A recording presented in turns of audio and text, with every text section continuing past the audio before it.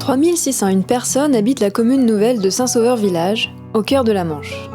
C'est ce territoire que nous sommes venus découvrir et ces personnes que nous sommes venus rencontrer. Là, c'est nous, Chloé et Maude. Et là, c'est Rose. Nous sommes architectes et ou urbanistes et nous sommes venus passer 6 semaines en résidence à Saint-Sauveur-Village. Le but ?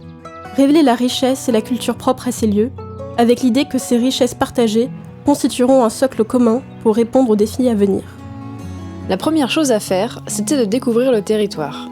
À pied et en vélo. Ces balades étaient aussi l'occasion de commencer à discuter avec vous, élus ou habitants de la commune. Vous nous avez montré des coins que vous aimez bien et offert un aperçu plus large du territoire. Nous n'avons négligé aucun moyen de transport. Et nous avons commencé à découvrir la culture locale, gastronomique et musicale. Petit à petit, les lieux et les habitants nous ont raconté leurs histoires, leurs habitudes et leurs désirs. Nous avons découvert les méthodes locales de construction et d'entretien des édifices. Pour le chauffage, c'est souvent le bois issu du bocage qui est employé.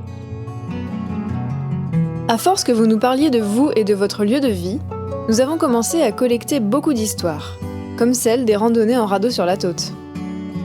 C'était à nous de tisser ces fils et d'imaginer la suite de la résidence. Ce qui nous a frappé, c'est le nombre important de boulangeries, ces petits fours à pain traditionnels construits en terre crue. Il y en a particulièrement beaucoup sur la commune. Mais que dit le pain du pays ? Nous avons mené l'enquête en suivant sa trace de la graine à l'assiette. Première étape, la graine. Dans ce paysage de bocage, largement spécialisé dans la production laitière, pouvons-nous trouver des céréales panifiables ? Le long des cours d'eau, il y avait autrefois de nombreux moulins, comme celui-ci. Beaucoup ont disparu ou cessé d'être utilisés. Nous sommes allés visiter le moulin de Vissel, le seul de toute la Manche à fonctionner encore principalement à l'énergie hydraulique, pour produire de la farine issue de céréales locales. C'est l'heure de mettre la main à la pâte. Une fois façonnés, les pains sont prêts à être enfournés. Les fagots, entièrement consumés, ont chauffé la place.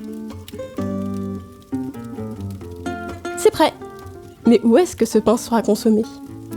Quels sont les lieux de partage et de convivialité associés à la nourriture locale ? Certains habitants nous ont parlé de leurs souvenirs de la fête du pain. Alors, nous avons organisé des événements. Un parcours à la recherche du pain perdu d'abord, pour les journées du patrimoine, explorant 3 boulangeries et un moulin de la commune. Puis, une sortie dans le bocage avec la classe maternelle de l'école du dehors. C'est l'occasion de marcher dans les flaques, d'observer les haies et les arbres qui composent le paysage et nous rendent tant de services. Afin d'honorer les méthodes de construction locales, et notamment la bauge, nous avons invité les enfants de CM2 à malaxer la terre argileuse pour fabriquer des briques de terre crue. Pour le dernier week-end, nous avons organisé une fête, la fête du pain.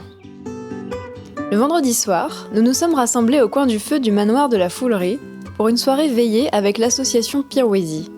Tous ensemble, nous avons craqué le pain et croqué les mots.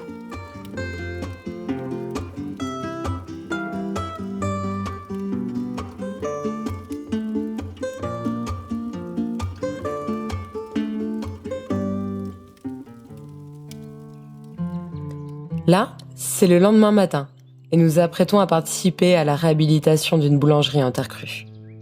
Pour préparer la bauge, l'essentiel est de bien fouler le mélange d'argile et de paille.